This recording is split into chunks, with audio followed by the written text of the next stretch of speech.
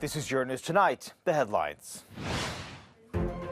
A country, state and town in mourning. 19 children and 2 adults are dead after the second worst school shooting in U.S. history took place in Texas last night. Russia launches a new assault on the last Ukrainian-held cities in the Luhansk region. And in Davos, President Zelensky urges Europe to stand united in support of his country. UK Prime Minister Boris Johnson facing calls to resign after the latest report into the so-called Partygate scandal is published, stating that senior Downing Street leadership is to blame. Here in theCUBE, we debunked the false claims that the monkeypox outbreaks across the globe were planned. Good evening, welcome to the program. I'm Per Bergfors Nyberg.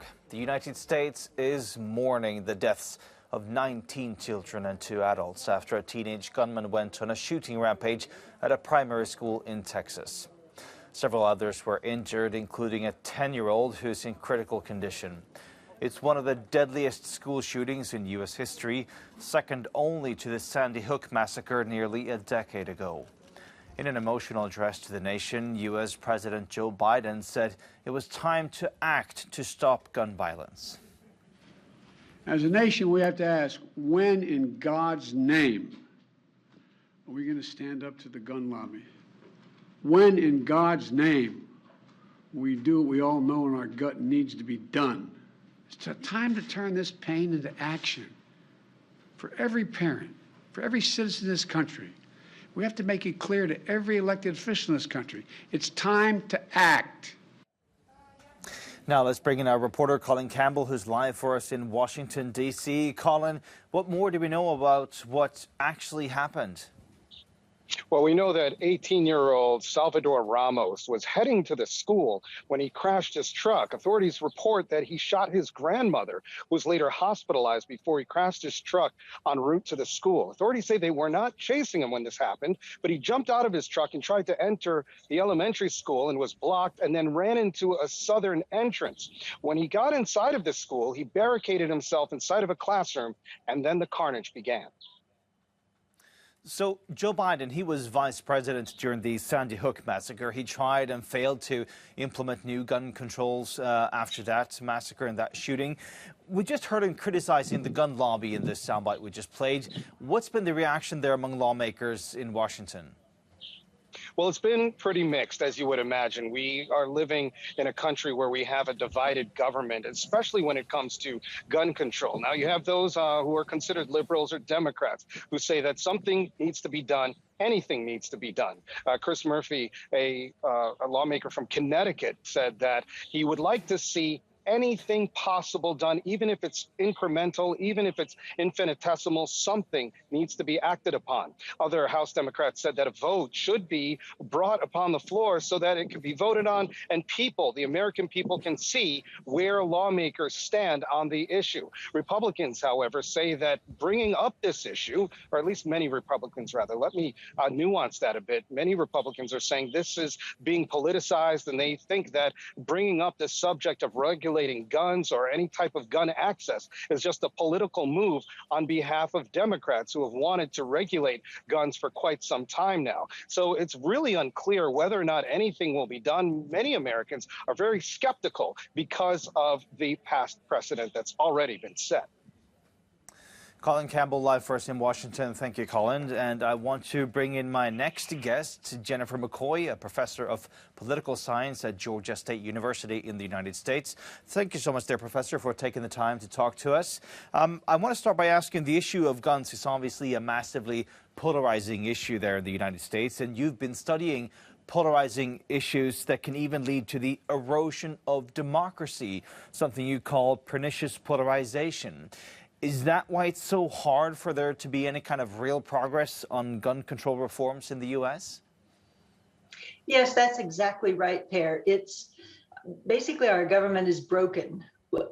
Washington is so polarized, the divide between the parties and the structure of our government, particularly in the Senate, that requires 60 votes. Right now, that's 10 Republican votes to even bring forward a bill for passage that could change some of this access to firearms that we have. So, I mean, access to firearms is one thing, but why are people using them against one another? Well, the United States is an outlier in many ways. It's an outlier on the degree of our political and partisan polarization and the animosity that we feel toward each other. And it's an outlier in terms of our gun ownership and our gun deaths. We have by far the most guns per citizen of any advanced democracy in the world, and the most gun deaths. People use them against each other for many reasons. I mean, there's basic crime. But in this case, we don't know the motives of this particular shooter yet from Rob's school. But the last one, in Buffalo, the killings of Black residents was motivated clearly, according to the note left by the shooter, by a conspiracy theory called the Great Replacement Theory, which is being espoused by far-right actors, including some in the Republican Party, and prominent media folks like Tucker Carlson on Fox News. And so some people who are shooting in these mass shootings are carrying them out motivated by conspiracy theories, that they feel like this particular one says whites are being intentionally replaced by minorities and immigrants, and it will dilute the white American culture. And Professor, this is an election year. Do you feel that this shooting, or for example, the recent leak about the Supreme Court in the US possibly overturning women's rights to abortion, do you feel that those kind of issues might play a role in the upcoming elections? Yes, I believe it'll be a very high turnout election. People will feel strongly in many directions. It'll be in some ways a referendum on President Biden's government, and economic factors like inflation will play a very big role. And so people are upset about inflation and they're blaming the current government for it, which is natural. That usually happens. The current government gets either credit or blame for whatever state the economy is in. But then you add to that these additional polarizing, particularly cultural and social issues, value issues and identity issues. Abortion is one, gun rights is one, the role of immigrants is another. And yes, the Supreme Court decisions coming forward on abortion in particular, also some major decisions coming forward on gun rights, will probably galvanize people on both sides of the aisle. Professor Jennifer McCoy from Georgia State University, thank you so much for your time, for speaking to us here on Your News Tonight. Move on to Ukraine, because Ukraine has accused Russia of trying to completely destroy the Donbass region as fighting intensifies on the Eastern Front. The governor of Luhansk says Moscow wants to erase the industrial city of Severodonetsk from the face of the earth. Media reports say Russian forces have almost completely surrounded the besieged city. Russian state media, quoting pro-Kremlin separatist officials, has reported fresh attacks and major advances in the Luhansk province. Ukraine's President Zelensky has repeated calls for more heavy weapon support, and in an address to the World Economic Forum today, he questioned Europe's commitment to the cause. I have a question for the European Union. Tell me, please, is there unity on the European continent regarding Ukraine? Regarding the future of Ukraine? I don't see it yet. Now, I am being told that we're going to speak to our correspondent, Shona Murray, who joins us now live from Brussels. Shona, I want to ask you about what the European Union now is doing in terms of sending money and aid to Ukraine. I know that the European Union, several countries in the European Union have sent financial aid, they've sent military aid, but now the EU is actually coming up with a new plan to get Russia to contribute. Tell us more about this plan. Yeah, that's right, Per. This was an announcement today, proposals from the European Commission, two proposals that work sort of in complement with each other. The first is essentially to make it a crime under EU law for people to evade EU sanctions. Now, we know that the EU has frozen the assets, sanctioned around 800 Russian oligarchs, people related or involved in the war against Ukraine, and 30 companies. They've had their assets frozen. Now, if they try to circumvent those sanctions, that will be a criminal offence. The second piece of the proposals today is to strengthen justice systems across the EU to be able to seize, confiscate and then sell those assets. Now, the idea, as you mentioned there, is the EU has sent billions to Ukraine and will send billions more over the coming months and years for the reconstruction. And there's been calls from several member states for Russia and others involved in the war against Ukraine to actually pay for this rather than the European Union. So these pieces of legislation would allow that to happen in theory. Of course, it's complicated. This would be an EU directive. All member states would have to apply it onto their legislature, and we're not sure if the political will is there for all 27. But anyway, I caught up with EU Commissioner for Justice Didier Reynders today, and I asked him about the substance of the proposal. Well, we freeze. So we are freezing the assets. That's the first part. But if there's a link between the people, the oligarchs, on a list and some criminal activities, it's possible to go further than that. So to go in justice and to ask the way to seize the assets, to organize a confiscation, in fact. And so for the moment, it's possible to do that in many member states due to different criminal activities, organized crime, corruption, money laundering, or sometimes due to the fact that it was an attempt to circumvent the sanctions. But it's not the same in all the member states, because there are some member states without such a regulation, but there are also different levels of sanctions for that. And so what we try to do here is to come with an harmonization at the EU level, to put into place a mechanism that it's possible to use in all the member states. EU Commissioner for Justice Didier Reynders there speaking to me earlier, Per, about those proposals from the EU to allow member states, make it easier to seize, confiscate and sell the assets of those who've been sanctioned by the EU in order to eventually pay for the reconstruction of Ukraine. Per? Shona Murray, live for us in Brussels. Thank you so much, Shona. And coming up here on Euronews Tonight, UK PM Boris Johnson apologises to the country after a new report into rule-breaking parties at 10 Downing Street during the pandemic. We'll be live in London right after the break. Welcome back to Euronews Tonight. And we're going to head back to our topics discussing the war in Ukraine. And I want to head over now to Davos and bring in our reporter Jack Perrick. Jack, a little bit earlier we heard President Zelensky questioning whether or not Europe stands united in its support of Ukraine. What are you hearing there in Davos? Indeed, so he gave a speech at the Ukraine House here in Davos by video link, and there's a lot of senior Ukrainian politicians here. We've had Dmitry Kuleba, the foreign minister, attending today. Both of the Klitschko brothers are here in town.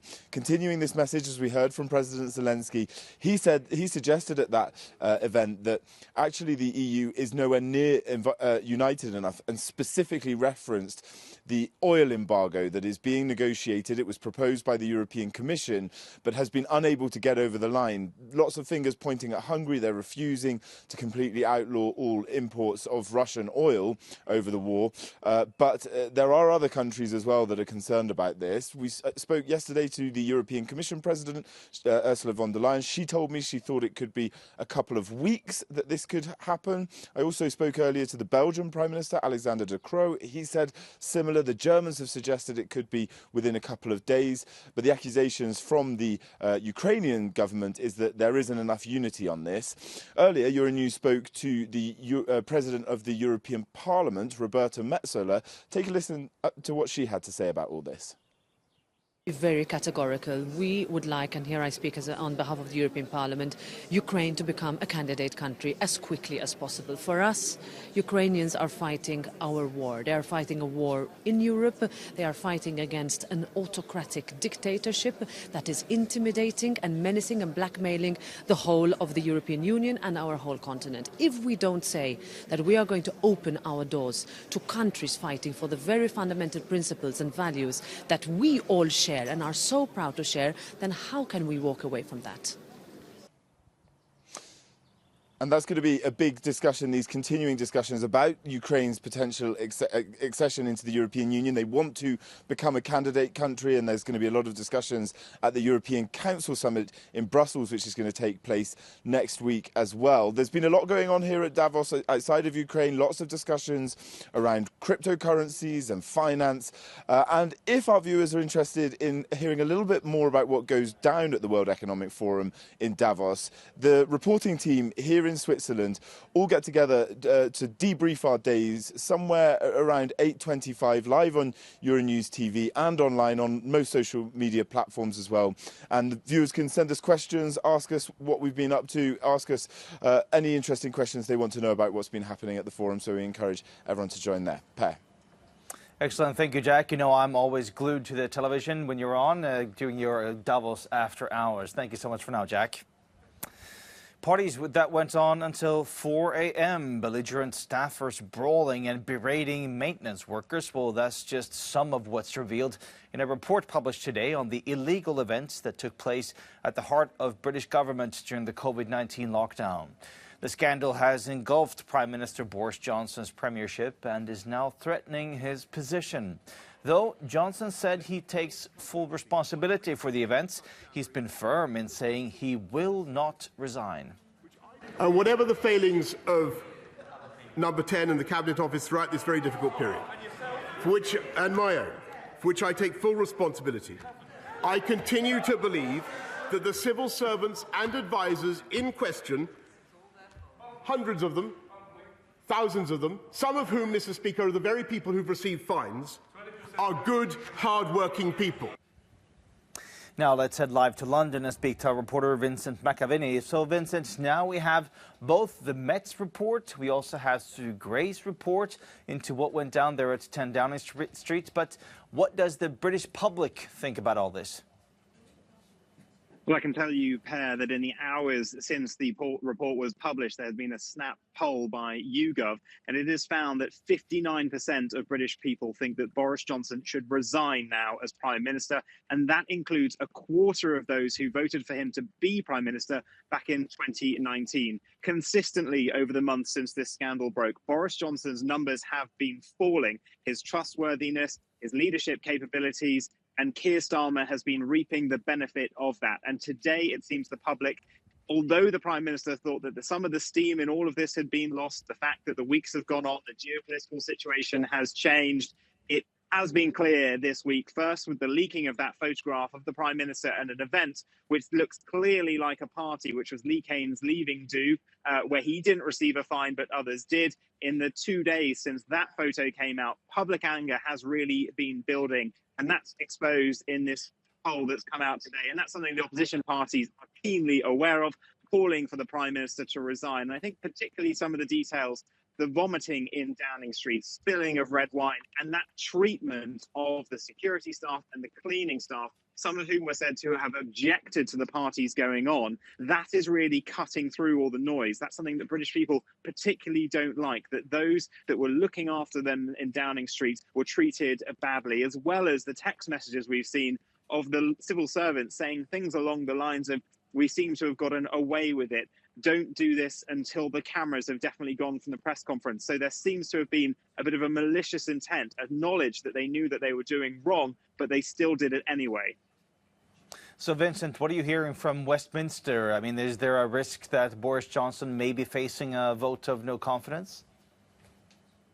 Well, it was noticeable that in the statement the Prime Minister gave after the Prime Minister's questions on this report, the backbenchers behind him really cleared out. He wasn't getting a lot of support from his own side as he was facing a barrage of questions from the opposition parties. Now, tonight, what he has done is after the Prime Minister's questions and that statement, he has done a press conference where he took a lot of questions from the media. He's attempting to drain all the poison in one afternoon. This evening, he's meeting with his MPs in Parliament. He's trying to assuage their fears. They know that unless someone sort of steps forward to try and replace the Prime Minister, that in the next sort of 48 hours, someone like Liz Truss or perhaps Jeremy Hunt or Rishi Sunak, although that seems less so because he's been really damaged by this scandal as well, picking up his own fine for that birthday party. Unless someone moves against him, the Prime Minister seems to be staying in position. But that will mean that they are locked into him for the next general election. That can be latest 2024 or perhaps as early as 2023.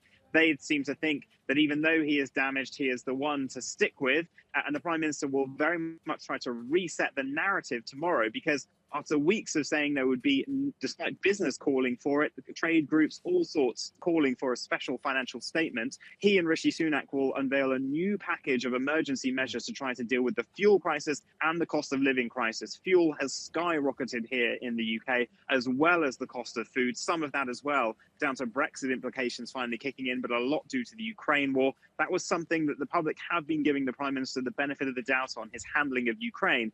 But the economic impact is really hitting now. So tomorrow, I think we're going to see a full wave of things like a windfall tax on energy companies to try to help people with their pockets and to try to reset his prime ministership. Vincent McAvenny live for us in London. Thank you. And still to come here on Euronews Tonight, we look at the origins of a new conspiracy theory about the global monkeypox outbreak. That's right after the break. Welcome back to Euronews Tonight. Monkeypox has now spread to 21 countries, and it's led to false theories that the outbreaks were planned and man-made. Now let's head over to Raul in the queue for more on this. Raul? Much like with COVID-19, the spread of monkeypox has led to a lot of misinformation being shared online about just how and why this virus started to spread. Well, back in March last year, the Nuclear Threat Initiative, that's an organisation that models strategic threats, created a simulation of a pathogen outbreak in the world. The pathogen they chose for that just happened to be monkeypox. In their simulation, a terrorist group attacked a lab housing the virus to release it into the world. The date they chose for that was June this year, which has led some people erroneously online to suggest that this wasn't a simulation, but was actually reality. This actually happened. Now, this is self-evidently false. Pandemic threat simulations are often conducted to test how prepared we are to fight future viruses. Also, some bits of this story are clearly fictional, like the idea that monkeypox is a new disease held in a lab somewhere. In a statement, NTI have further dismissed these claims, noting how the virus was already in Nigeria and was also actually imported to the UK and the US last year. We're still in the infancy of this outbreak, and it's very important that we get most of our information from trusted medical and